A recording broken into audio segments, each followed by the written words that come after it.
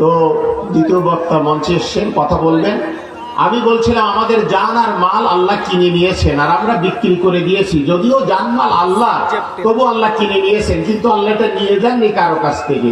বরং যারা ঈমান এনে এটি বিক্রি করে দিতে রাজি হয়েছে জান্নাতের বিনিময়ে, আল্লাহ তাদের জান আর মাল তাদের কাছে রেখে দিয়েছেন।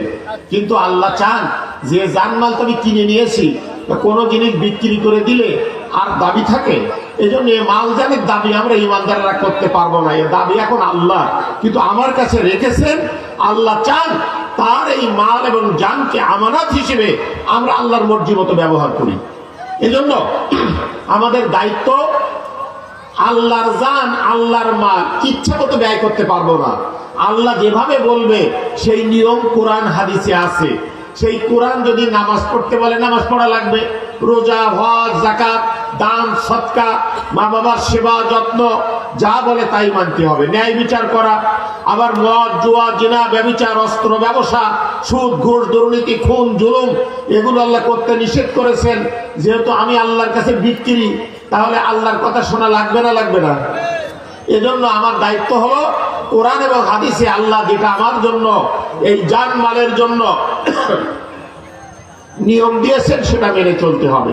প্রিয় ভাইয়েরা, তাই বলছি, বাংলাদেশে একটি বিগত সরকার ছিল, তারা প্রচুর জুলুম নিপীড়ন করেছে মুসলমান পরিচয় দিয়ে। মানুষকে গুম করেছে, ফাঁসি দিয়েছে, খুন করেছে, আয়না ঘরে রেখেছে, মিথ্যে মামলা দিয়ে হয়রানি করেছে, এলাকায় থাকতে দেয়নি, পুলিশ দিয়ে চাঁদাবাজি করিয়ে মামলার ভয় দেখিয়ে নগদ টাকা হাতিয়ে নিয়েছে। এসব অপরাধগুলো আমরা যা বলছি না মিথ্যা না সত্য? প্রিয় ভাইগণ, এই দেশ আমরা স্বাধীন করেছিলাম। ওই 16 বছর যে সরকার স্বাধীনতার সপক্ষ শক্তি বলে দাবি করলো, স্বাধীনতার জন্য আমরা লড়াই করেছিলাম কি পরাধীন হওয়ার জন্য? তাহলে ওই সরকার কি আসলে স্বাধীনতার সপক্ষ শক্তি ছিল না দুশ্মন ছিল? স্বাধীনতার নাম ভাঙিয়ে মুক্তিযুদ্ধের চেতনার কথা বলে তারা বাংলাদেশের মানুষকে ব্ল্যাকমেইল করেছে। সুতরাং দলমত নির্বিশেষে এই জালেমের অত্যাচার যখন ভারী করে তুলেছিল আকাশ আর বাতাস, তখন মানুষ কথা বলার সুযোগ পায় নাই, বাক স্বাধীনতাকে রহিত করে দিয়েছিল। মাহফিলগুলো পুলিশের কাছে ধর্ণা দিয়ে অনুমতি নিয়ে করা লাগতো, অথচ আল্লাহর কালিমা, আল্লাহর কথা বলার জন্য দুনিয়ার কোন পুলিশ কেন, কোন প্রেসিডেন্ট অধিকার নাই যে আল্লাহর কথা এখানে হবে না কথা বলা। কিন্তু সামান্য পুলিশ, বাংলাদেশের প্রজাতন্ত্রের কর্মচারী, তারা বলে দিত আমাদের অনুমতি নেই, মাহফিল হবে না। কি দুঃসাহস! রব্বুল আলামিন সব জানতেন, তাই আল্লাহ তাআলা দেখছিলেন আর চিন্তায় যে হারে মানুষ কি বোকা, দুনিয়া থেকে ক্ষমতা দেই আমি নেই আমি পরীক্ষা করি। হাসিনাকে এরকম ভাবে ঝাঁটা দিয়ে বিদায় করবে, এটি হাসিনা না জানলেও আল্লাহ জানতেন।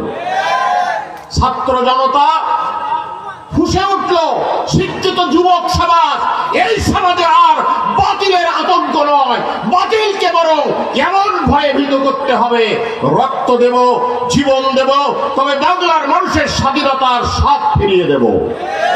রক্ত একটা দুটো নয়, 1600 থেকে 2000 ছাত্র জনতা, এদেশের আপামর স্বাধীনতাকামী মানুষ, কোরআন সুন্নাহ প্রেমিক মানুষ জীবন দিল, বুক পেতে দিল। আবু সাইদ, মুগ্ধরা, তারপর এক সময় আল্লাহ তাআলা তাদের রক্তে আকাশ বাতাসের রক্তরাত ভারী করে দিয়ে বাতিলকে পালিয়ে যেতে বাধ্য করেছে। কিন্তু আমরা বলতাম এরা স্বাধীনতার সপক্ষ শক্তি নয়, এরা ভারতের দালাল। আজ দেখেন পালানোর কোন জায়গা না পেয়ে তারা ওই দালাল যাদের, তাদের বাড়িতে আশ্রয় নিয়েছে। সুতরাং বাংলাদেশের মানুষকে বুঝতে হবে এই দালালরা আবার আসার পায়তারা করতেছে। রয়ের ষড়যন্ত্র, ভারতের ষড়যন্ত্র থেমে নাই। হাসিনা অডিও ভিডিও ফাঁস করে নানান ধরনের হুমকি দিচ্ছে, খুন করার লাইসেন্স পাওয়ার কথা বলছে। এই হাসিনা এবং তার দোসররা কিছুদিন আমরা স্বাভাবিক সুযোগ দেওয়ার কারণে তারা আবার চাঙ্গা হয়ে উঠছে। আমি বলতে চাই, বাংলাদেশে যারা মানুষকে নিয়ে হোলি খেলেছে, জীবন নিয়েছে, এদেশের স্বাধীনতার সার্বভৌমত্বকে ভূলণ্ঠিত করেছে, তাদেরকে আর দেশে ক্ষমতায় জনগণ দেখতে চায় না। সুতরাং তারা আসুক, আমরা চাই।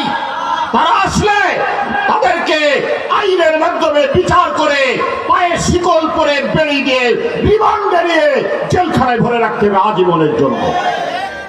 এরপরে অন্যান্য সংস্কার, সরকারি সব বাহিনীতে আওয়ামী লীগের পচাটা কুত্তারা এখনো সেখানে অবস্থান করছে। ফলে এদেশের শান্তিকামী মানুষদের বিরুদ্ধে তারা তাদের সহযোগিতা নিয়ে এখনো অনেক অন্যায় করছে আমরা দেখছি। আমরা সরকারের দৃষ্টি আকর্ষণ করতে চাই, এই পচাটা গোলামদেরকে সরিয়ে সংস্কার কার্য সম্পন্ন করে একটি নিশ্চিত নিরপেক্ষ একটি নির্বাচনের পরিবেশ তৈরি করে জনগণের মতামতের ভিত্তিতে একটি সরকার করতে হবে। সেজন্য ইসলামী দলগুলো ঐক্যের যে প্ল্যাটফর্মে আসছে, বাংলার মানুষের কাছে আমাদের দাবি, জানমাল ইমান দিয়েছি যখন আল্লাহর কাছে বিক্রি, তাহলে এই জানমাল কোরআন যে পথে, সেই পথের বাইরে কি আমরা খরচ করতে পারি? সুতরাং ইসলামী দলগুলোর এই ঐক্যে আগামী দিনে কোরআনের একটি সরকার গড়ার জন্য রাসূল যেমন চেষ্টা করে সফল হয়েছিলেন, বাংলাদেশের ইমানদারেরা, বাংলাদেশের আপামর মজলুম মানুষেরা, ধর্মমতের মানুষেরা, যে কোনো ধর্মমত হতে পারে, তারা একটি সত্য, ন্যায়, ইনসাফ, জুলুম মুক্ত, দুর্নীতি মুক্ত সমাজ গড়ার জন্য, রাষ্ট্র গড়ার জন্য আমরা কি চেষ্টা করব না? সেজন্য আপনারা দেখছি আমার কথায় রাগ করছেন। আমরা কোরআনের পক্ষে থাকবো না বিপক্ষে থাকবো? আল্লাহর আইন চালু হলে সূর্য যেমন সবাইকে সমান অধিকার দেয়, আল্লাহর আইনে চাঁদ সবাইকে সমান অধিকার দেয়, বাতাস সমান অধিকার দেয়, হিন্দু মুসলমান দেখে না, সাগরের পানি সমান অধিকার দেয়, রাত দিন সমান অধিকার দেয়। সেই আল্লাহর আইন কোরআন যদি সমাজে চালু হয়, হিন্দু মুসলমান বৌদ্ধ খ্রিস্টান সমান অধিকার পাবে কিনা বলেন? তাহলে এদেশে শান্তি আসবে না অশান্তি হবে? তাহলে শান্তির একমাত্র সমাধান হলো কোরআন এবং সুন্নাহর আইন কায়েমের জন্য চেষ্টা করে আল্লাহর মর্জি হয়ে সেই আইন যখন আমরা রাষ্ট্রে দেখব, সংসদে দেখব, আইন বিভাগে দেখব, বিচার বিভাগে দেখব, সচিবালয়ে দেখব, প্রশাসনে দেখব, রাষ্ট্রযন্ত্রে দেখব, তখন এদেশ সোনালী দেশ, সোনার সমাজ কায়েম হবে। প্রিয় ভাইরা, এজন্য আমি আপনাদের কাছে উদাত্ত আহ্বান জানাই, যদিও আপনাদের কথা শুনে আমার কষ্ট হলো, রাগ করবেন না আমার পরে। কেউ একটু আল্লাহকে কেন দেখাতে পারলাম না যে আগামী দিনে কায়েম হবে না হবে সেটি তোমার আল্লাহ, তোমার ইচ্ছা, কিন্তু আমরা বাংলাদেশের মানুষ হাবাসপুরের এই মাহফিল থেকে তোমার কাছে দেখাতে চাই যে আমরা আল্লাহর আইন কোরআনের পক্ষে আছি। কি সবাই একটু আল্লাহকে দেখাতে পারি না? নারায়ে তাকবীর, নারায়ে তাকবীর। রব্বুল আলামিন, ওগো আসমানের মালিক, জমিনের মালিক, তোমার বান্দাদের দিকে তুমি দেখো, তারা তোমার কোরআনের আইন চালুর জন্য তারা চেষ্টা করতে চায়।